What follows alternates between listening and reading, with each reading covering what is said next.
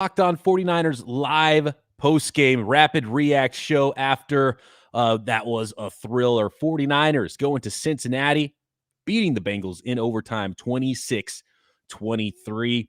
Our takeaways from this game: key players, key plays, and of course, we'll give out some game balls. And if you're hanging out live, stick around. We're going to get into the chat live on the YouTube channel as well after this one. So stick around. 49ers live post-game rapid react coming at you right now. You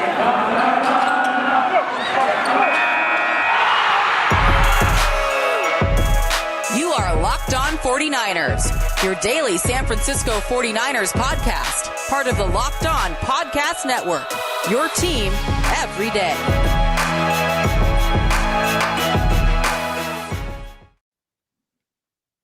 Welcome to Locked On 49ers. Brian Peacock and Eric Crocker with you. That was a fun game. 49ers victorious. Crocker a little extra jacked up because he won a little cash along with it. If you were here last night for the live pregame show, you know he went about $500 on it.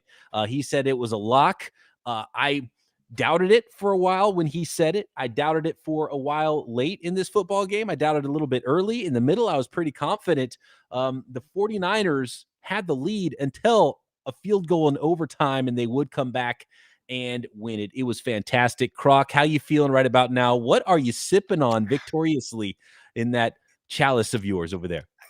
Got a little rosé, little wine. It's not rosé. I actually don't even know what kind of wine it is, but it says congrats on the glass. Congrats. There it goes right there.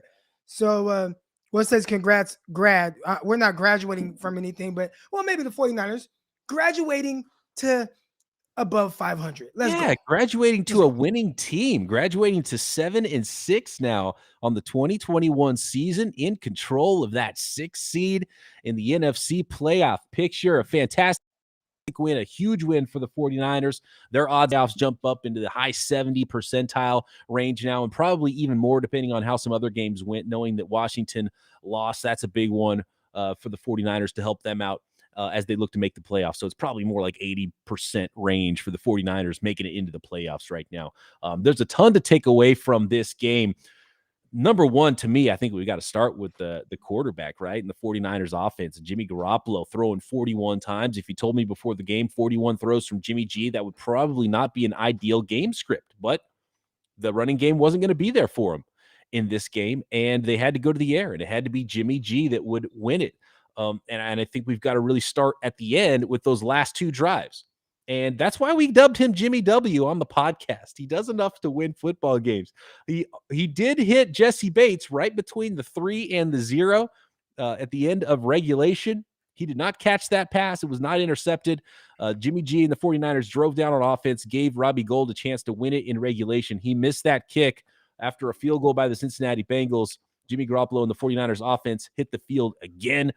Numerous big plays by George Kittle down the stretch, and capped it off with a touchdown to Brandon Ayuk going Superman over the pylon to win the football game 26-23. What was your big takeaway, Croc, with Jimmy G? How did he play to you in this game? And did you like the way the 49ers, I mean, of course you had to like the way they finished it, right? With big catches. And I thought Kyle dialed up a lot of great plays there, especially in overtime. That drive was just fantastic. And there was the big catch from Kittle in regulation. There was another big couple of plays in overtime from George Kittle. The big catch from Juwan Jennings, a big boy catch with the man draped all over him, which was huge to move the chains after a sack of Jimmy Garoppolo in overtime. But Jimmy's up to the challenge, right? He made enough throws to win this football game. And he got some people off his back. Who knows?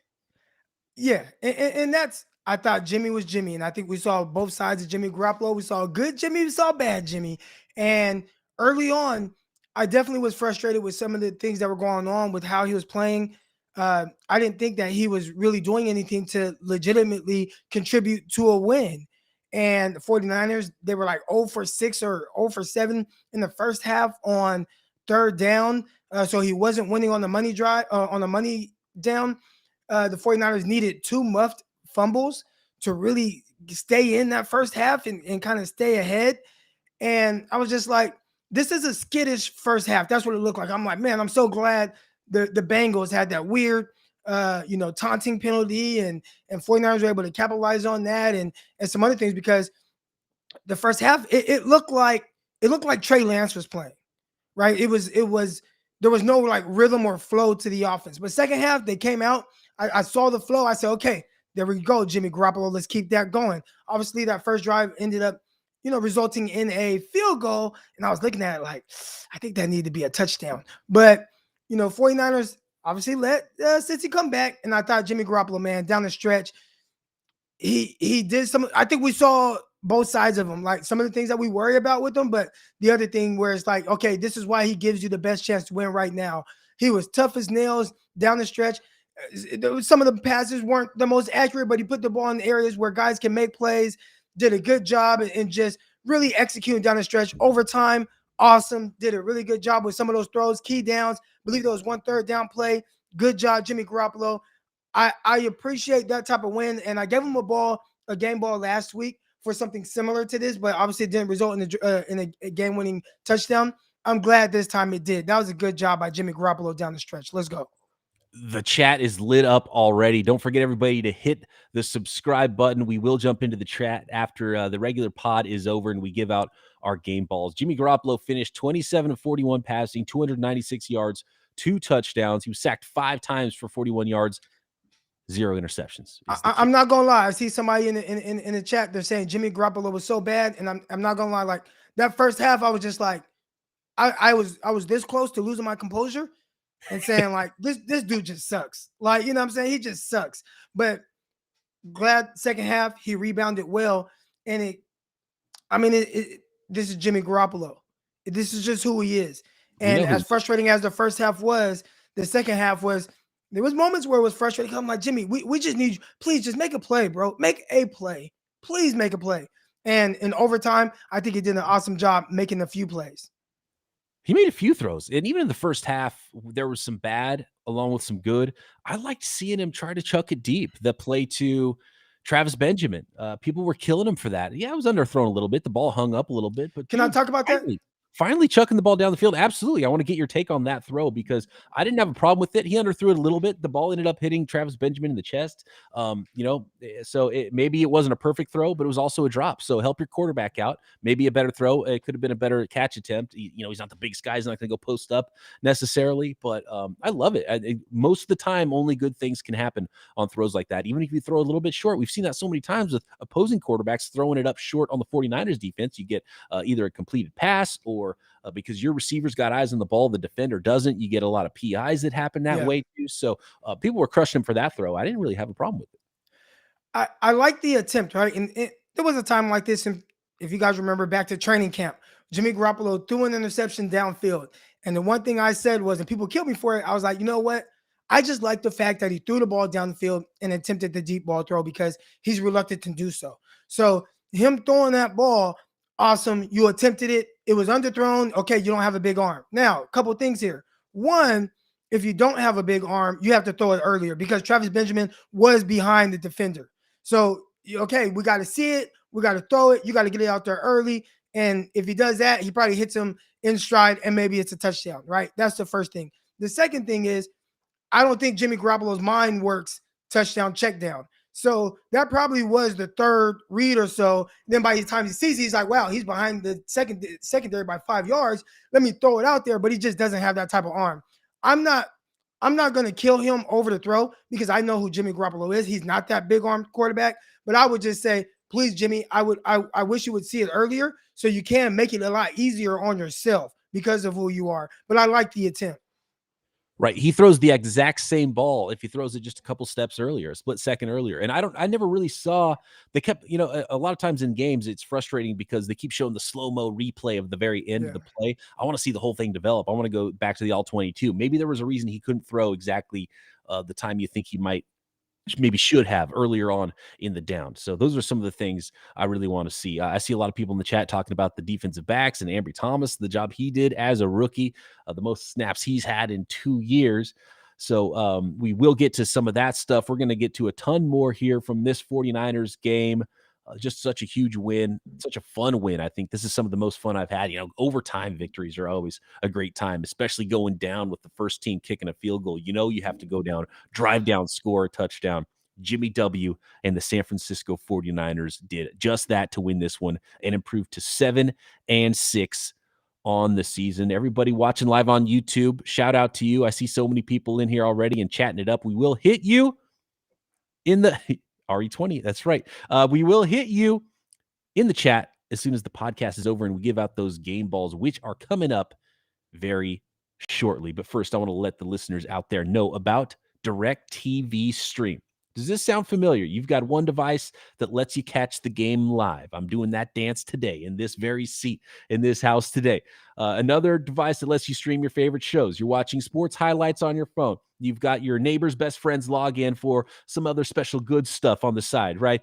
Well, I want to tell you about a simpler way to get all that entertainment you love without the hassle, and a great way to finally get your TV together, and it's called Directv Stream. And it brings your live TV and on-demand favorites together like never before, so you can watch your favorite sports, movies, and shows all in one place. That means no more juggling remotes and no need to buy another device ever again. And the best part, there's no annual contract. So get rid of the clutter and the confusion and get your TV together with Directv Stream. You can learn more at directv.com. That's directv.com, and get your streaming set up ready to watch those 49ers in the playoffs in January. Compatible device required. Content varies by package. Okay, Croc. We talked a lot about Jimmy G. I want to go really quick before we forget to the quarterback on the other side and Joe Burrow and how he played in this game, because he's an impressive quarterback. I got a little bit worried when he made that escape artist play at the end of the game, and he got out of the pocket and then made a throw, and then Ambry Thomas goes down, and it's like, man, is the dam gonna break after all this? And all the mistakes that the Cincinnati Bengals made, and they never held a lead the entire game? Are they going to come back and win this game in overtime? But no, it wasn't to be. What'd you think about Joe Burrow? His numbers look a little bit better than Jimmy Garoppolo's, 25 of 34 passing, 348 yards, and 2 touchdowns. But a lot of that is because he was throwing for comeback mode, right? Yeah, I thought the 49ers, just in general, did a really good job of playing more of a two-high shell. Now, obviously, in the second half, the Bengals said, all right, if you guys are going to keep doing this two-high shell, we're going to start doing some two-high beaters. And I thought they did a really good job of that. And Joe Burrow, you talked about his performance. He did a really good job of just executing whatever it is and seeing the field the right way. They started kind of stretching the safeties out, throwing over the middle of the field. That's where the void is typically in the cover 2 defense, especially if the middle linebacker doesn't get enough depth. So you saw them start to kind of eat in that area. I thought overall, though, as far as the big vertical shots down the field, which if you watch some of the replays, you see they wanted to do that. 49ers are kind of taking it away with wide safeties. The game plan originally was good, but I think it was just it was tough on DeMeco Ryans to continue to play that style of defense like in the entire game. But Joe Burrow did a good job, and you talked about the escapability in the play, and that's what I'm talking about, right? And again, Jimmy Garoppolo, awesome. Jimmy won the game, right? Jimmy outdueled Joe Burrow. But when you look at, some of the things that you want your quarterback to be able to do and kind of that escapability on a 4th down where you need your guy, like I need you to make a play, not a screen and I throw it behind the line of scrimmage and Ayuk runs and dives into the end zone. Like I need you to make a play. It's 4th down. Really, the game is on the line. And Joe Burrow did that and really gave his team an opportunity to not only, tie the game up, but almost, giving them an opportunity to win the game. Unfortunately for them, 49ers have Nick Bosa on the other side. Oh, Nick Bosa was huge in this game. I have a feeling his name is going to come up in these game balls. It was really fun to watch that chess match, especially to start the game. And it wasn't a shock to us. We talked about this in the pregame, the lead up, and the keys to victory, what the 49ers were going to have to do and try to protect their cornerbacks. And they were going to run a lot of too high. And that's what they were doing early. And that leaves you susceptible over the middle of the field. And you've got a lighter box in those cases. And it really puts a lot of pressure on Fred Warner and Azeez Al-Shaair, who did really well at linebacker. And then you would see the 49ers sneak down a safety. Then you would see Burrow go to Higgins and make a big play. And then they put the safeties back and have 2 safeties. And then you see more Boyd, more Joe Mixon. But the Niners front did really good. That front 7 was awesome and allowed the 49ers to be able to play that shell and play 2 deep safeties. And then, occasionally DeMeco Ryans would try some other things. And it was just a really fun chess match with DeMeco Ryans and the 49ers defense against Zach Taylor and Joe Burrow and that Cincinnati Bengals offense. And they were really doing a number on them, especially in the first half. Only 6 points, 2 field goals in the first half of the game.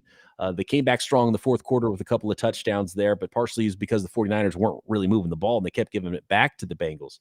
And of course, look, it shouldn't be that close. The 49ers should have been able to put their foot on the gas pedal in the second half with a 17-6 lead and go win the football game. Only 3 points after all the turnover. Like, the Bengals did everything they could early with all the drop punts. And like, I don't know what was on the football, but nobody could hold on to it. There was the play where Jimmy Garoppolo just like dropped the ball. There was to it because nobody could hold on to the ball in this game, especially the Bengals. And if it wasn't for that, this outcome would be much different. And it was a lot like what we saw from the 49ers last week. Whatever that bizarre turnover stuff that was happening to the Niners last week, it happened to the Bengals, thankfully for the 49ers this week. So the Niners are on the good side of that look of the turnover thing. Yeah, you talked about the 49ers, especially in the second half, and not really scoring the points. And the thing that really was kind of going through my head, especially in the fourth quarter, when I kind of realized how the game was playing out, and it reminded me of the Super Bowl. That's where my mind flashed back, where it's like, we need that one drive. We need that one score. Just give us that one drive, that one first down, that one score. And it was tough with the 49ers not really getting that in regulation, And again, I'm looking at Jimmy Garoppolo on that because it's like, I didn't need you to make a play. I get it. Saw some of the times the offensive line broke down. Need you to make a play. Broke down on Joe Burrow several times as well. Can you make that play? And unfortunately, regulation didn't. Now, obviously, in the overtime, they did, got the field goal. 49ers drove down, scored a touchdown. But those are some things that just kind of, worry me in the big grand scheme of things with how the 49ers are kind of constructed offensively. They hit these lows, and sometimes it's, you got to play above the X's and O's, and you just need your guy to make a play. Good job by, guys like George Kittle, Juwan Jennings, and, Brandon Ayuk. I think they did a little bit more above the X's and O's to really go out there and contribute to getting the W. Okay, something that we've seen in the chat already here on YouTube, and definitely something I want to get your thoughts on before we give out our game balls, is that 49ers secondary and the rookie Ambry Thomas making the start out there and getting more snaps he's had since, 2 years ago at Michigan, right? Yeah. And I'm sure that was a lot for him. And he looked pretty exhausted at the end of the game, and he didn't even get to finish out overtime. Diamador Lenore got in there a little bit.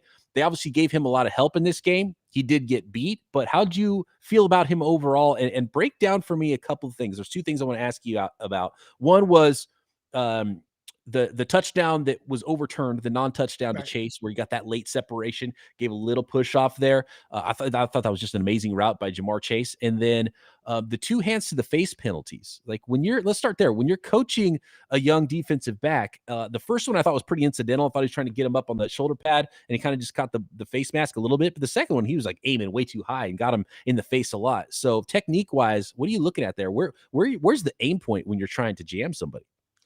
I think ideally you'd say, hey, get your hands down. But a lot of times you just shoot straight, right? Like if I go to press, my hand is straight. Now the receivers are kind of bending down. Maybe they're kind of dip that shoulder to get skinny so you can't get a hand on. And while they're doing that, if you do get a hand on, but it slips up, it can hit the face mask. So it's something that can just happen. And it's crazy because you don't really see it happen much. Unfortunately for Ambry Thomas, it happened twice in one game. And I bet that's something you might not ever see him do that again for like the rest of his career, but in his first start, it happened twice. I don't know if there's anything you could do to like just coach it up, but just put more of an emphasis on, hey, just keep it down, just aim for that shoulder, because that's really what you want to hit the shoulder. But in the midst of hitting the shoulder, that hand can slide up to the face mask. And take me through the non-touchdown to Jamar Chase, where he got beat on the right sideline, and it was sort of a slow played route from Chase, and then that late separation gives him a little push off and just bolts into the end zone. It was a pretty route. What do you do as a DB to try to counteract that? So we call that a chicken wing. And one thing about Jamar Chase, he's extremely good with changing pace, and he's really strong at the catch point. So a lot of times what Jamar does, first let's talk about Ambry Thomas on here. I just got done coaching 7-on-7. So I'm watching the game the whole time. It's like I have like this thing hanging from my mirror. I got the game on. I'm driving home. I'm watching the whole game from there. Careful. I'm glad I made it home. I know. I'm glad I made it home. But, I'm watching it, and I look at Ambry Thomas, and he's kind of opened up. So he's ready to run, and then he turns and runs out, but he doesn't keep his speed.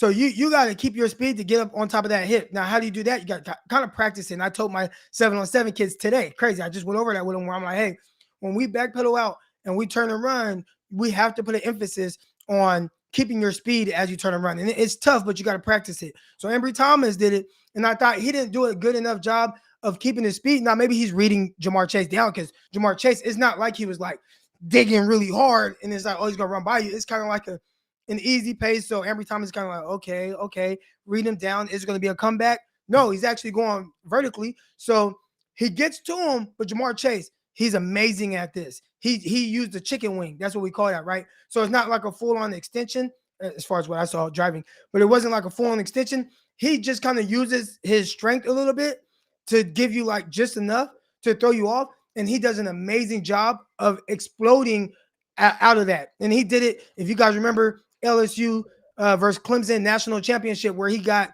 AJ Terrell downfield, and you're looking at AJ Terrell and it's like, man, he's in great position. What happened? How did he get knocked off balance? Well, Jamar Chase is really good at once he's there, gives you that chicken wing, and then he really accelerates out of that. He does an amazing job doing it. So kudos to Jamar Chase. That's a veteran move. Good job. It's just, unfortunately for him, he wasn't able to come down with that catch.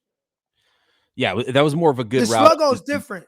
Now the Sluggo for Ambry Thomas, when he did a good job of not really overplaying the Sluggo. That's a tough route to guard and man coverage. But he did a good job of here. But if you guys watch the replay, terrible eyes. What he do the whole time he's looking back. Can't you run fast? Told my kids this today. You run faster looking straight ahead than you do looking back. So when you do have a guy that does a Sluggo, I gotta run. Get him right. If one of my coaches say, if there's space, you chase. So I gotta chase the space, get to the receiver, and then look back. He looked back at the quarterback the whole time. That's why he was never able to close that gap. So that's what happened on that play. So you're trying to feel the receiver more than look at the receiver. Once you got it. If you can't feel him, then you can't look back. You got to work to play through the hands. Now a lot of people are gonna be like, oh, he didn't play through the hands. Okay, whatever. Or he didn't look back. You got to get to it to the receiver first, and then you can look back. Now, if you feel like you're getting to the receiver late, then you got to play through the hands. It's such a savvy, going back to the first deep route by Jamar Chase. It's just such a savvy move because they're just not going to call it unless you extend your arm. And even offensive players extending their arm, sometimes it doesn't get called. You give them a little chicken wing, you don't extend the arm, you're going to get away with that almost all the time. So savvy, I don't think it should be a flag necessarily. And I don't think, and there's a lot of people that wanted a flag. I don't think you're ever going to see a flag on that. That's why it's such a great move. Strong move at the top of the route. And that's where Jamar Chase is typically going to win. A lot of drops though for Jamar Chase too. So that's another story. He had a bad one last week. He had a couple more in this one. He dropped that touchdown pass, even though it was dropped right in the bucket for him. Real quick on Ambry Thomas, just one more thing. Yeah. Ambry Thomas, and I talked about this yesterday. Somebody was saying, oh, a lot of zone for the 49ers. And I tweeted this out. Ambry Thomas is not a zone corner. That's not really what he did at Michigan. 95% of the time, they lined him up in press. He was a press man guy.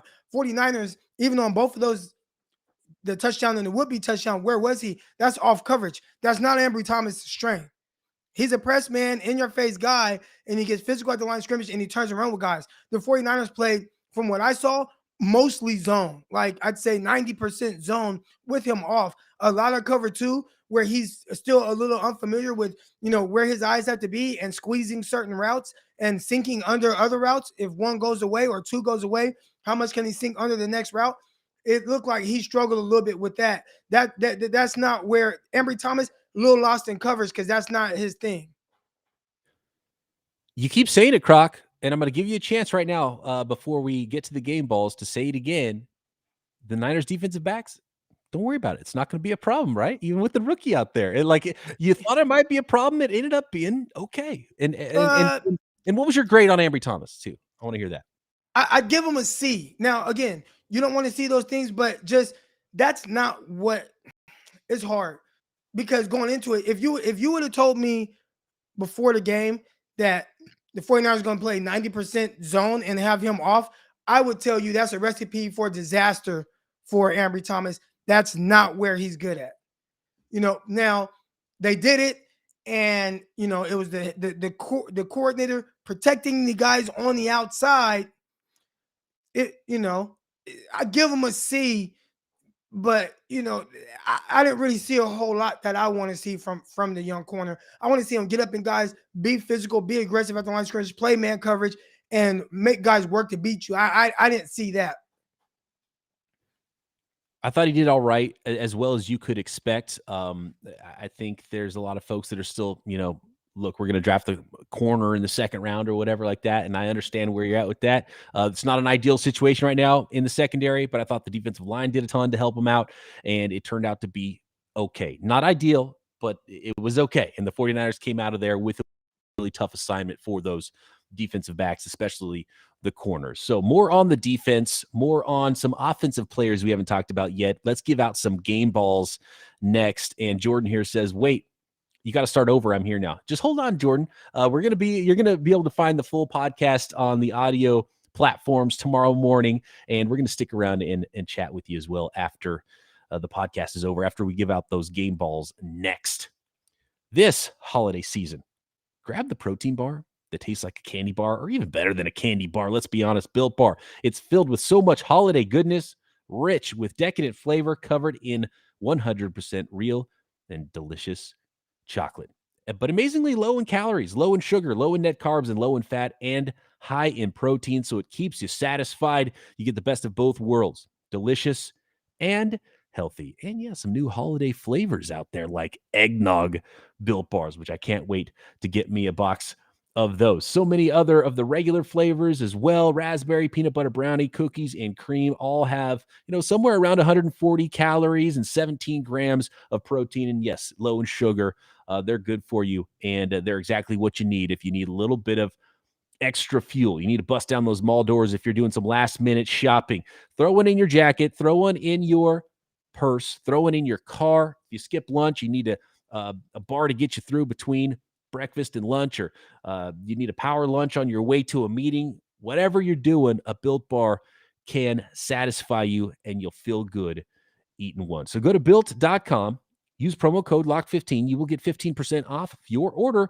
That is promo code LOCKED15 for 15% off at built.com. I hope you all were smart enough to take lead, throw down about $5 on the 49ers this week. Never in doubt. And BetOnline has those lines for you. You can make cash like Crocky at betonline.ag. They have you covered for more props, more odds, and more lines this season, as much or as many as ever before, as football season continues to the march to the playoffs. And it's looking more and more like, hopefully, you'll be able to bet on those 49ers in January during the playoffs as well. BetOnline remains your number one spot for all the sports action this season. Head over to the new updated desktop or mobile website to sign up today and receive your 50% welcome bonus on your first deposit. Just use promo code LOCKEDON. Not only football, you've got pro and college hoops, NHL, boxing, UFC, your favorite Vegas casino games, blackjack, poker. Don't wait to take advantage of all the amazing offers. BetOnline is the fastest and easiest way to bet on all of your favorite sports. BetOnline, where the game starts. Okay, Crocky, it's time.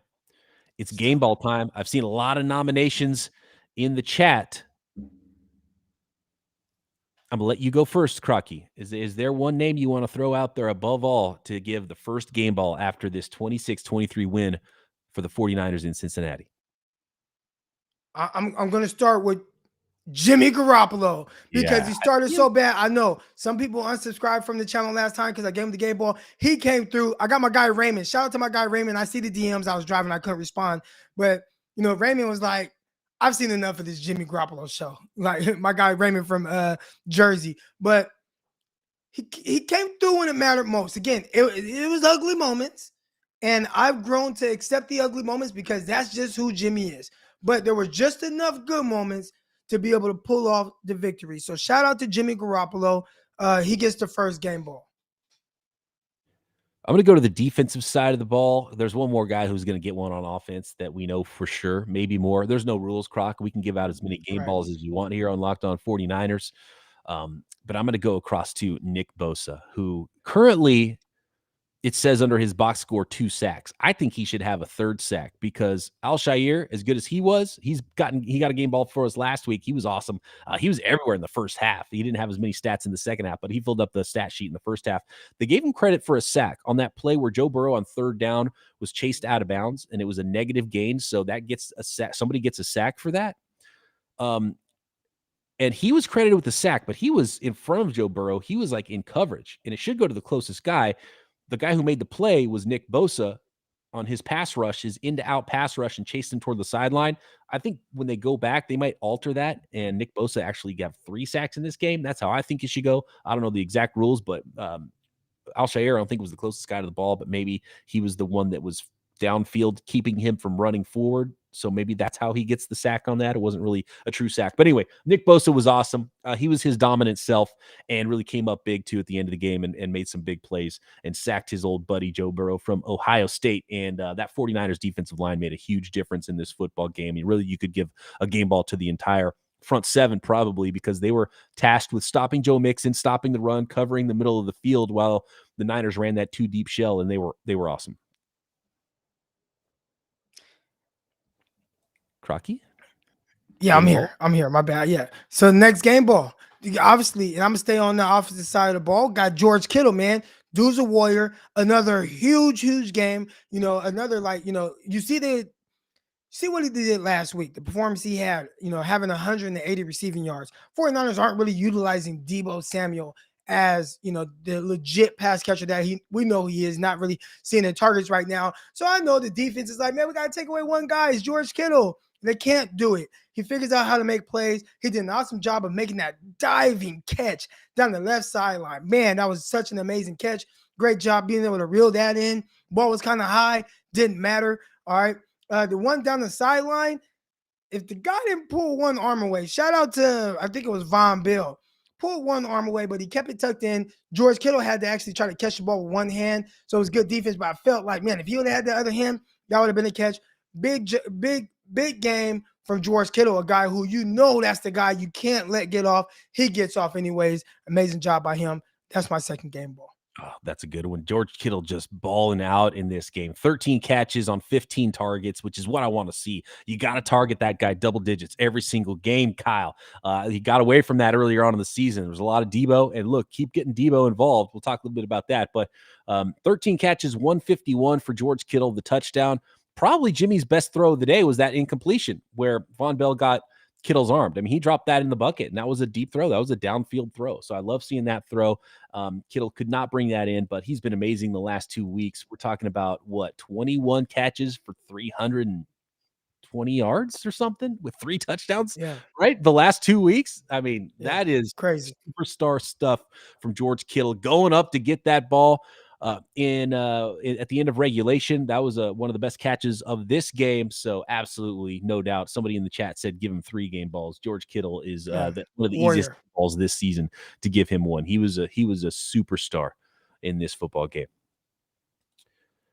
Can we talk about Deebo gutting through it? Even last night, I was surprised to see late night because we did that little pregame show and to see Schefter's tweet that Deebo was going to play in this game, and I thought, wow, okay. Really, Deebo's going to give it a go, and he's going to play. And his usage wasn't as probably as prolific as it would have been if he wasn't hurt. I thought maybe Kyle was going to say, I don't care if he's in there. We saw it with Elijah Mitchell a couple weeks ago. It was like, oh, are you hurt? Here's 27 carries. I thought he might do that with Deebo Samuel. But Deebo Samuel, again, more running back than receiver. He had 1 target, 1 catch for 22 yards at receiver. He had 8 carries for 37 yards, including another just like magical touch. I don't know how he always gets the corner, but man, it was a nice boost for the 49ers to have him back and have that option. Maybe he was a little bit more decoy than actual number 1 option for the offense, but it was okay just to have him out there and have his ability, have that big touchdown run, and then be able to go to Ayuk and be able to go to Kittle off of that was huge because you knew they weren't going to lean on Jeff Wilson like they have in the past with some other running backs. So that was fantastic to see. And he's just a difference maker. Get the ball in his stinking hands and let him go. And I just don't know how he gets the corner every time, but he does. And part of it is Kyle Shanahan's wizardry with getting extra blockers out there. Do you think that they maybe used him a little too much in the run game, because that's the one thing where we're trying to limit the plays that will potentially get him hurt. And running backs, we've talked about it. It's not even a matter of if they're going to get hurt, it's a matter of when, just because the pounding that they take down there, pause, just the pounding from the big guys, just crashing, falling on them, all the things that kind of happen there. And every time they handed the ball off to him and he's going up the middle, that's the first thing that crossed my mind. I'm like, gosh, like a lot of wear and tear there going down, as opposed to him being a receiver, catching the ball in space, and maybe only getting tackled by one guy, a defensive back on the outside. Yeah, I mean, ideally, you don't want to have to play Debo purely at running back. He's been a running back for like what 5-6 weeks now. He's been a true running back and much more running back than he has been a receiver.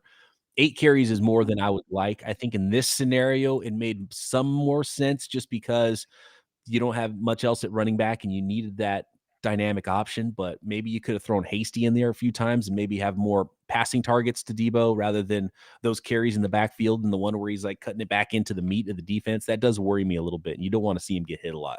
Ideally, I think Debo's maybe carrying the ball 3 times a game and not 8, 9, 10 times a game. But yeah, Right. he's just such a special guy, and I understand when you're there on Sundays and you're calling plays and you're Kyle Shanahan, that's your best option. Give the ball to Debo and Right. let him do work. So it's kind of hard to say he shouldn't utilize him that way. Right. And that's tough. You want to just figure out different ways to get the ball in one of your best players' hands. It's just it's a tough way. There's a lot of traffic down there, and he's already kind of banged up. So We think Ayuk game ball for the game winner, the Superman over the pylon, 6 catches, 62 yards, 11 targets. That's definitely the most targets he's had in a game, yeah, right? good job. 62 yards. I'd say he gets a game ball for the clutch play, being able to keep his balance, scoring a touchdown. You never know what can happen if there's more plays, right? Maybe 49ers out at the 2-yard line, there's a false start, then there's a holding penalty. 49ers end up getting backed up. So, for him being able to, be athletic enough to make that play and kind of tightrope the sideline, dive, and end the game there, awesome job. We could probably go all night and give a ton of different players game balls. If there's any more game balls you want to give out, let's do it. If not, we should probably wrap up the regular portion of this podcast and start to jump into the chat. Everyone stick around. We're going to chat with you, see everybody fired up over there. This is a great one. I think we should hang out for a little bit. Even though I'm a little bit under the weather, a little sick, you can probably tell by the way I sound. Not 100%, but I'm a gamer just like Debo. Yeah, I'm going to be here for game day, and you can give me 27 carries, and I'm going to handle it. Croc, you know how I do. I know how you do, man. The voice sounds good. It sounds Yeah. good.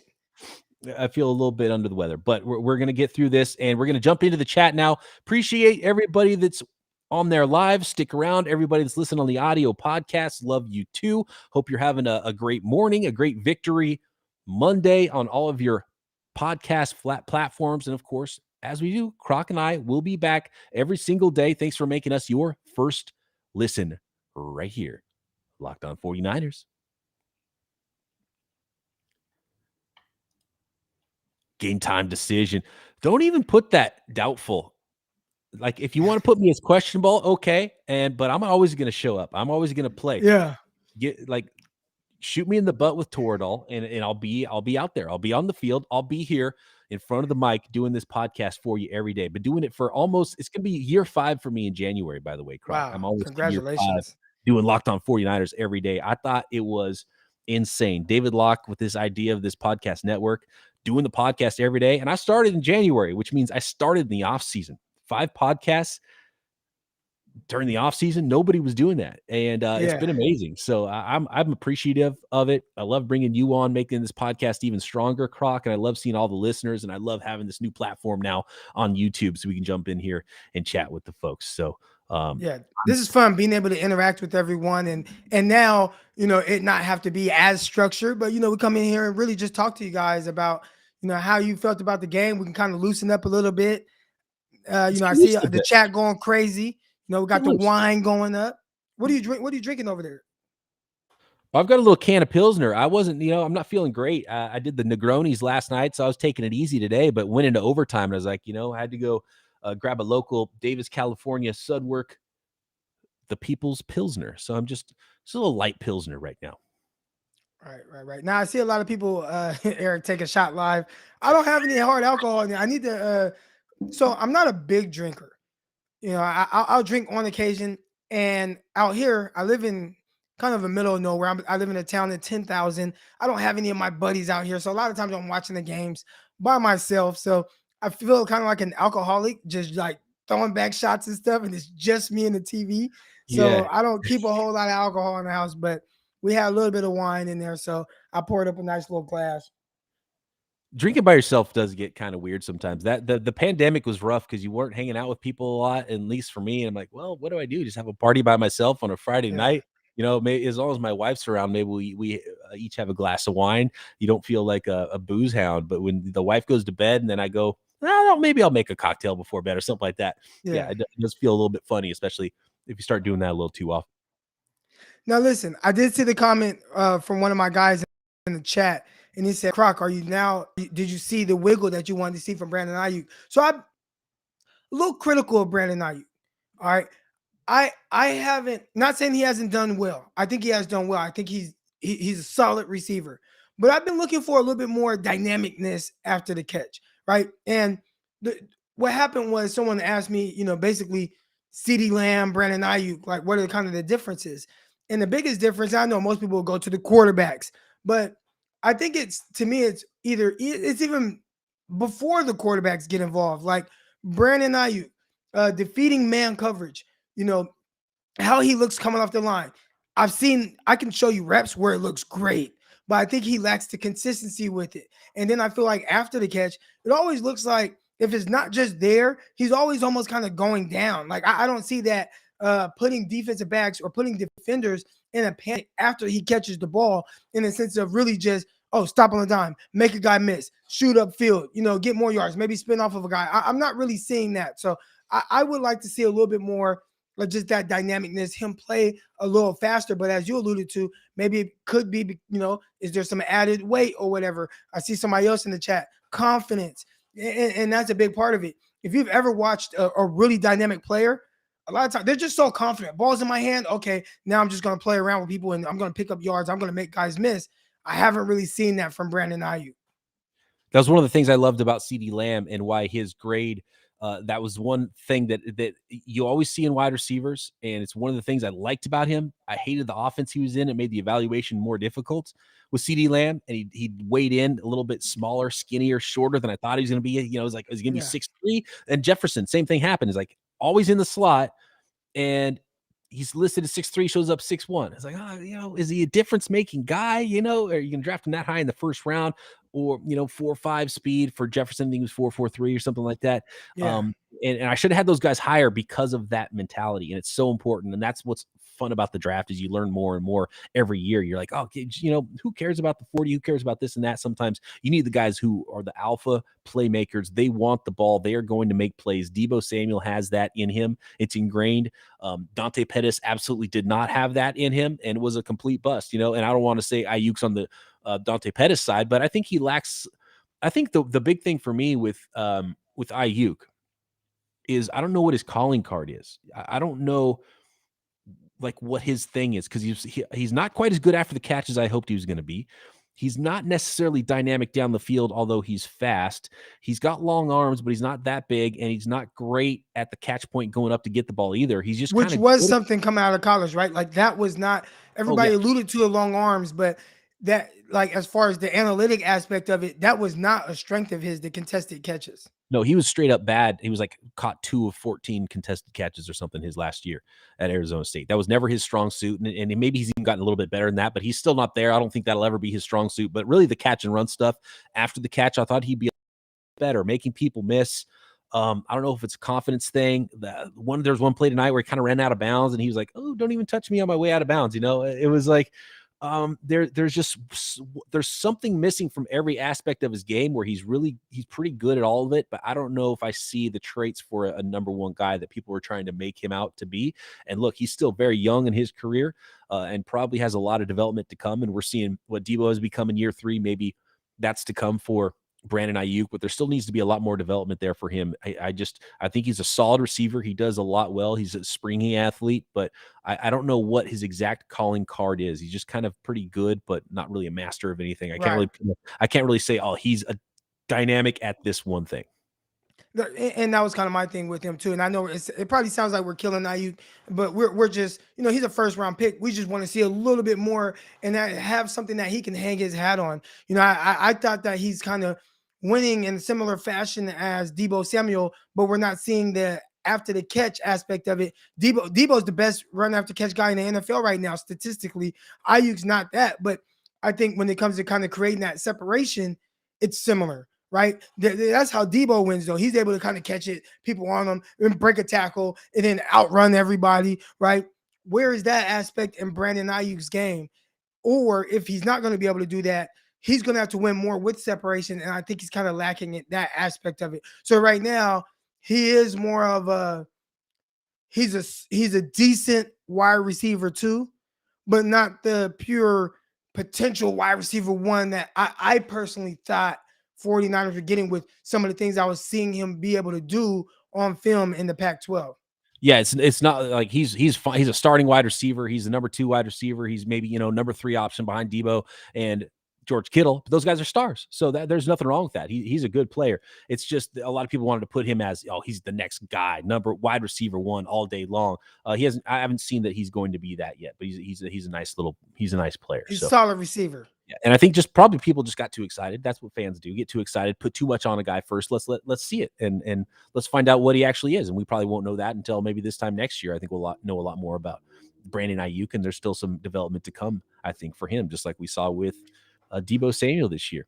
What about the shot plays, Rocky? Hold on. Somebody talked about my camera and stuff, but I'm telling you, this only happens on Restream. When I'm on YouTube, I'm not freezing and all that, but every time we're on or when I'm on YouTube with my stuff on the what do I use? StreamYard, I never have that issue. But every time we're on Restream, I don't know if it uses more bandwidth or what, but it just makes me freeze. I don't know why. I don't know, Croc. A lot of excuses. I don't know if my YouTube is just fine. You go to my YouTube over here. I think it's that my YouTube. I don't have no issues. I think it's the Arkansas internet. If we had to blame anything. No, it's not happening on my YouTube. It's just when we're on this Restream. It's not happening for me on Restream. I don't know. I hear a lot of excuses. Hear a lot of excuses from Croc tonight. Right. Did you like the shot plays, Croc?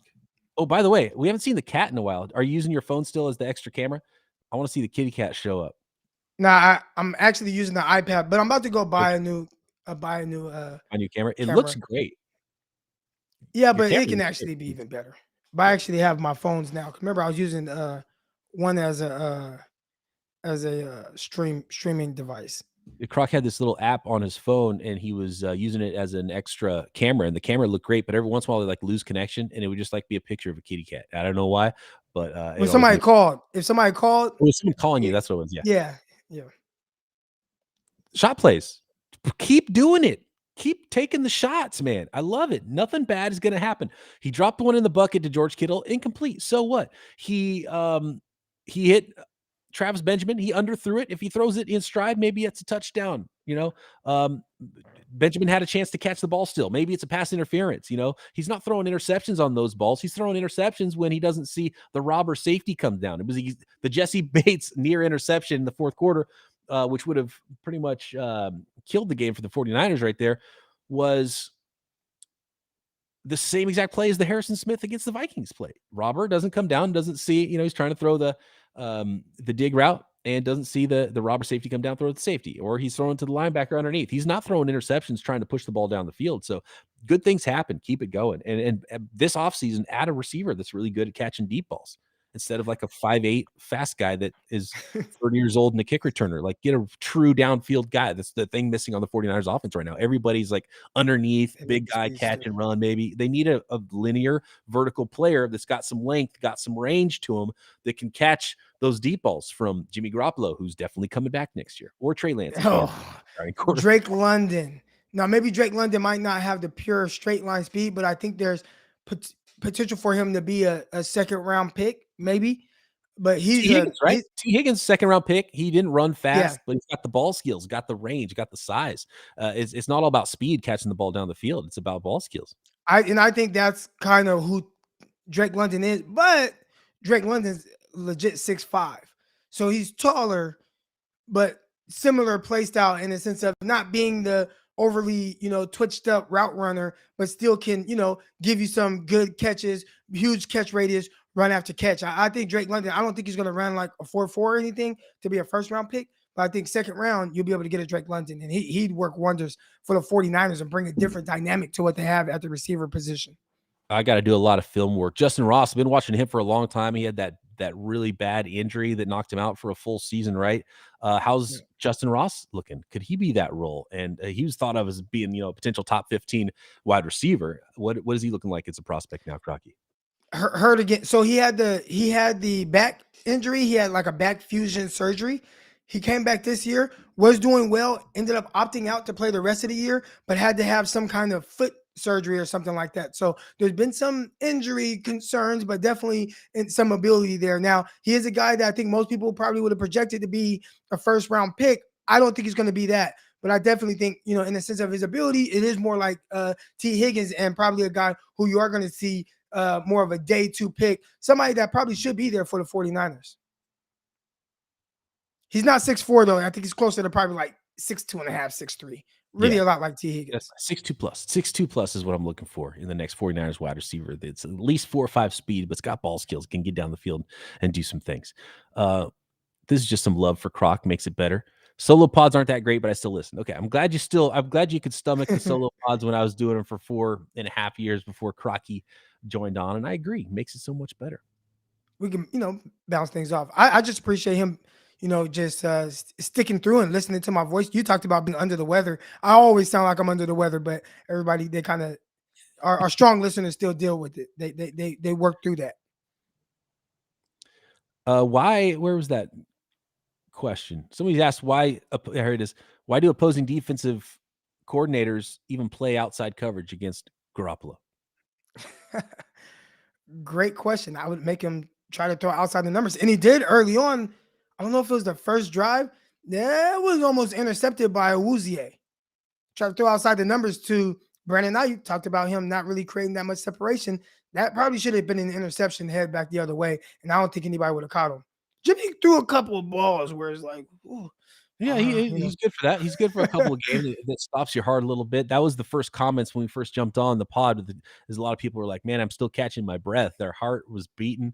It was that kind of a game. He did hit Ayuk, though, in the end zone. Ayuk couldn't get the feet in, but that was a nice little outside the numbers there. Not okay, hold on. Out or anything like that. So I see my guy BSC. He says he was 4 of 6 on throws outside the numbers today. Now there is a difference, right, with what he is, excuse me, what his strong point is. It's not that Jimmy can't throw outside the numbers. It's that he can't drive throws outside the number. So if you have a corner route, and he has to, make more of a layered throw, he can do that. Where he struggles is that ball that has to jump out of his hands and drive the throw outside the numbers. He'll struggle with that because he just doesn't get enough drive on those passes, and they potentially lose some steam and get intercepted. So he can throw outside the numbers, but the drive throws struggles a little bit with that. Modesto Junior College Pirates, is that the question here? Is that MJC Pirates logo I see, Croc? Yeah, MJC 2010, 2009, excuse me, won the Graffiti Bowl. I actually stole this chair out of the gym. Me and my brother, we both stole one. So I've had this chair for Jim. Was it like was it bring down the house like game winner where everyone stormed the court after a big basketball game? Nah, I think nobody was in the gym one day and we were like, hey, you want to get these chairs? So we just both grabbed a chair and I've had it ever since. You should admit that on the air, Crocky. It's 12 years ago. They've gotten new chairs since then. Well, they had to. I know, right? They at least had to get 2 more new ones. Would you rather have Bourne? That was sort of the thing with Bourne. Is he's similar guy. He's like, I want a downfield. Although Bourne's playing really well with Mac Jones and there is a difference though. And I know you're a big Kendrick Bourne guy, but I'm looking for even a different kind of guy than Bourne. Even though I think I underrated Bourne for a long time. I'd say This might be a little. I think I'm not going to say he's better than Brandon Ayuk right now today. I still think Brandon Ayuk gives you a little bit more of that vertical presence, even though we haven't utilized it. But I do think for what Ayuk has been, what he's shown to be this year, I think Kendrick Bourne, when you throw in his contested catch aspect to his game, I think right now, today, he's better. Now, is that to say that Ayuk can't reach another level and he has more potential? I think Ayuk does. But right now, today, I think Bourne, I think he's a little better right now. Just right now. Just right now, today, you got to win a game. Not that you would take him going forward, but right now, today. Right. I'm not Right. I'm not against that take.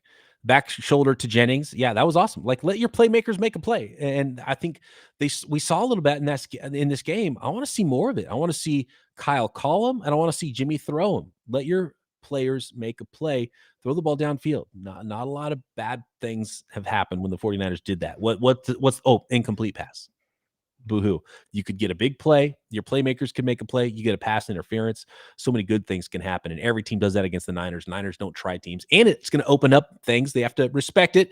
Like they said, why do defensive coordinators play outside the numbers? Throw some balls, make them respect everything. Then that's just going to open up the stuff in the middle again for you. Be able to run the ball better. You'll have more openings inside for Kittle and Debo and Ayuk on the dig route and all the other things that you're trying to do more of. So I see my guy Isaiah say he disagreed with me on the Ayuk Kendrick Bourne take, but that's my thing.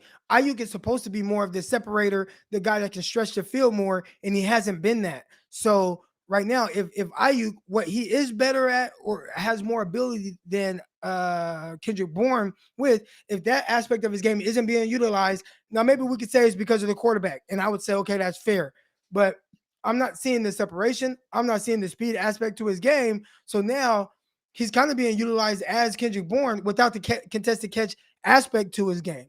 So that's what I'm saying. Again, he doesn't have the contested catch aspect like a Kendrick Bourne does. So who would you rather have right now today? That's what I mean by that. I still like the high end. The Ayuk has more upside for sure. Not even debating. That's non-debatable. But from what we're seeing from Kendrick Bourne right now with his usage and how he's playing, and really what he was good at with the 49ers, I think it's a little Yeah. more. Get open, catch the ball, move the chains. And Kendrick Bourne's a finished product, and Brandon Ayuk is not. Are you missing Witherspoon the same way you're missing Kendrick Bourne, Croc? Nah. Because I look at it with how the roster was kind of set up. Ayuk was counted on to be the guy, right? You know, when you look at the secondary, it's supposed to be Emmanuel Sanders, it's supposed to be Jason Verrett. You know, you want to see your young guys come along, and that was kind of more of the plan. So obviously, like, yeah, if you're down to your sixth and seventh corners, I would love to have Witherspoon out there right now. But I think from the standpoint of, you know, having my starting guys out there, do I want, you know, Witherspoon to start the season, or would I rather have Witherspoon than a Verrett? I guess you could say if I knew Verrett would be hurt, which I think most people would say they probably knew that, whatever. But the answer is no, I don't miss Witherspoon. But obviously, you know, I was a big fan of the potential of Witherspoon. So to see him get 2 interceptions on Thursday night, I believe it was, or Monday night, whenever that was awesome to see. Appreciate it, Caleb. Appreciate all the love. I changed up what it looks like with the tweets when they come up on the screen. Just playing with the graphics over here. Still new to the YouTube game. What do you think, Emmanuel Mosley? Yeah, I mean, look, they held their head above water tonight, but of course you want to have Emmanuel Mosley back. I mean, that's pretty important to get him back for the stretch run, and if you're going to do something in the playoffs, because you're going to play against really good quarterbacks, good receivers, they might be able to dice you up. You want to be stronger everywhere, and yeah, Niners really do need Emmanuel Mosley back. I turned off the Wi-Fi to my phone, so we'll see if that helps with my bandwidth. Hey, Croc, love you as an addition to Locked On. Funny story. I currently teach in the Sunnyside region in Fresno. When I heard that on the pod last week, that was crazy. Shout out to all the 5 Niners out there. Fresno. So I was a kid from Stockton, California. I went to Murata Middle School. As soon as I graduated, I wanted to go live with my dad for whatever reason. I don't even know why. But I wanted to go live with my dad. I moved with my dad, Fresno. So I went to Sunnyside High School as a freshman, but my dad ended up going to jail. So later in the second semester, I moved back to Stockton after my dad went to jail. So that's yeah, that's why I left Sunnyside. What year was that? Junior year in high school? 2001. That was the year that Jay-Z dropped the Blueprint. So yeah. I love that, dude. Especially, in high school, I can really peg years to albums. Yeah. Whoops, we already did that one. Yeah, Jay-Z, they had the what other album was really big right there? Fabulous came out with his album. I can't deny it. I'm a straight rider. All that. So yeah, big time for music. Me and my guys were real Jay-Z fans. So yeah, that was big. All right, we should probably wrap this up pretty soon. Man, I love seeing everything in the chat. There's too much to even get to. Here we go. Underrated piece. San Francisco pass rushers, vast improvement in anticipating quarterback spinouts when they get pressure. Used to get burned all the time on this. Yeah, I think they are getting a lot better at that. Just smarter pass rushers, smarter pass rush plans. It used to be just like, let's be maniacs and go forward and play the run on the way to the quarterback. Chris Kusurk had everybody amped up and kind of worked for a short term. And then I think you get beat, especially with those quarterbacks who roll out and then they're there all day and you've wasted your pass rush and you're over here and everyone's chasing their tail a little bit. I think there is a little bit more of an aspect of smarter pass rush plans going on right now with the 49ers. And I love seeing Bosa move around. I mean, that's fantastic. You don't want the offense to know where your best player is going to be all the time. Right. Unpredictable where he's going to line up. That was one of the things with was it Fredericks or Kendricks, the pass rusher for the Bengals. It's like, hey, he only lines up on the right side. Now they did do a stunt to get him pressure, got a sack on maybe the first drive, but where he's going to be at. Nick Bosa, he lines up on both sides, and it sounds like he has free reign to pick what side he wants to rush from on any given down. Fast and Furious came out in 2001. Wow. R.I.P. Paul Walker. Yeah.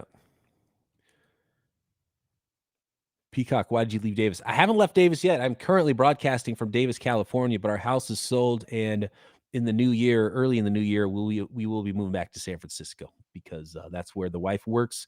No more commuting. And we'll be in the city again. I was in the city for 15 years. That's more home for us. We're gonna try to get back in there, get back in that San Francisco city action. Be close to Levi's. Could be there more often. That's always fun. Damn, we old, dude. That trips me out sometimes. Thinking of how old Nirvana Nevermind came out 30 years ago. That blows me away. That really ages me because that was like my first big album that I fell in love with. I was like, yeah, this was my gateway into rock and roll and everything. And that was the album for me. And to know that album is 30 years old, that's insane. Blueprint, that's 20 years old. Yeah. It's crazy. Well, I see my guy BSC says Roger McCreary or Drake London in the second round. And that is a great question. I think if you ask most 49er fans, they want to go with the cornerback. But me, I'd probably go with the receiver. Matter of fact, if it was up to me right now, Terrace Marshall would be a 49er and not Aaron Banks. What if the 49ers draft, say, a corner in round 2 and hopefully not a kicker in round 2? A corner in round 2. We didn't talk about the Robbie Gould missed field goal. A lot of people were fired up about that at the very beginning. Obviously, getting the W, getting the win makes people forget about that a little bit, but it's nearing the end for Robbie Gould. And that's pretty clear. And I'm a little bit worried if the Niners are going to spend a 4th round pick on a punter. If Robbie Gould was to say retire or they released him, they go into the draft without a kicker. How high of a pick are they going to spend on a kicker? That frightens me a little bit. And they feel like the type of people that want to solidify that with the best kicker possible in the draft, So I think they'll learn. Well, you think they would learn, but they still keep making similar mistakes at the running back position where the guys you end up playing are the late round or undrafted, even though you used a lot of draft capital on these running backs in the 4th round, 3rd round, and paid a lot of money through via free agency, and those guys aren't even playing. So maybe they haven't learned about not drafting kickers. I saw another message. I can't find it, talking about Burks, the wide receiver Burks. Oh, yeah, Treylon Burks. He's a first rounder. From Arkansas? Oh, he's from first from round. Arkansas. Okay. Yeah, first round. 6'3", 230 pounds, runs like, I'd assume about 4'4", 4'4". Contested catch guy. They use him a lot like Debo Samuel. But imagine like a jumbo-sized version of Debo who makes contested catches consistently down the field and can outrun defenses. That's kind of what he looks like. Draft an offensive lineman, cornerback, and a wide receiver every year. Yeah, pretty much. The one thing I don't like seeing is 49ers maybe chasing their own tail a little bit and drafting for need. And that's when you overdraft a guard, when maybe there's better players like Jeremiah Owusu-Koramoah or Ojulari or Terrace Marshall or whoever you liked better in the second round that were just better prospects. And you're forcing yourself into a guard there, especially for an interior offensive lineman, unless it's, a superstar player. You think this guy's going to be amazing. You got to go with some better players at other positions. That's what worries me a little bit. But corner, you got to draft corners pretty high just because traits wise, it's hard to find them. Wide receivers, you could wait on a little bit sometimes and find some diamonds in the rough there. Right. And maybe height, weight, speed sometimes doesn't matter as much as you think you do. You get mesmerized by some of those things in the draft process. But Terrace Marshall hasn't had a good year. He started out making some plays, and he's been like non-existent for the Panthers. A guy like Denzel Mims, who was a second-round pick 2 years ago now for the Jets. I wonder if the 49ers would go that route and on the trade market try to find a cheap player there that they didn't have to spend that second-round pick on, and they could go to corner or something like that earlier in the draft and not draft a wide receiver there. I think that maybe is a route the 49ers could go. Try to find a player that has some promise, maybe that they liked in the draft process, who's fallen out of favor with their original team, and the Niners can jump in there and grab a guy because they have their starters. So you're looking for more of a number 3, number 4 type wide receiver. Yeah. Need that big guy, man. Come on, get that big guy on the outside, big catch radius. And who needs that? Your quarterback, Trey Lance, a guy who can miss high, a guy that can maybe be a little inaccurate at times. What do you do for guys like him, Cam Newton? Give them guys with big, large catch radiuses so everything doesn't have to be pinpoint accurate. Get them the big guy, get them the speedster. Croc, you going to drop a verse before we go? Y'all want a verse? I was talking about Jay-Z. Okay, hold on. Jay-Z. I was talking about Blueprint. Okay, I got one. Y'all ready for this? All right, here we go. And y'all let me know. Let me know if y'all know what song this is. I gotta try to put my Jay-Z voice on. All right, here we go. Mother effers. He said mother effer. I don't want to cuss. But say that I'm foolish. I only talk about Jews. Do you fools listen to music or do you just skim through it? See, I'm influenced by the ghetto you ruined. The same dude you gave nothing. I made something doing what I do through and through. I give you the news with a twist. It's just his ghetto point of view. The renegade. I benefit. You penetrate pop culture. Bring them a lot closer to the block where they pop toasters and they live with their moms. Got drop roasters from box robberies. Dudes crouched over. Mommy knocked down because she wasn't knocked over. Or watched over, knocked down by some clown when child support not around. Now, how that sound to you? Jot it down. I bring it to you. The ghetto without riding around, hiding around, ducking strays.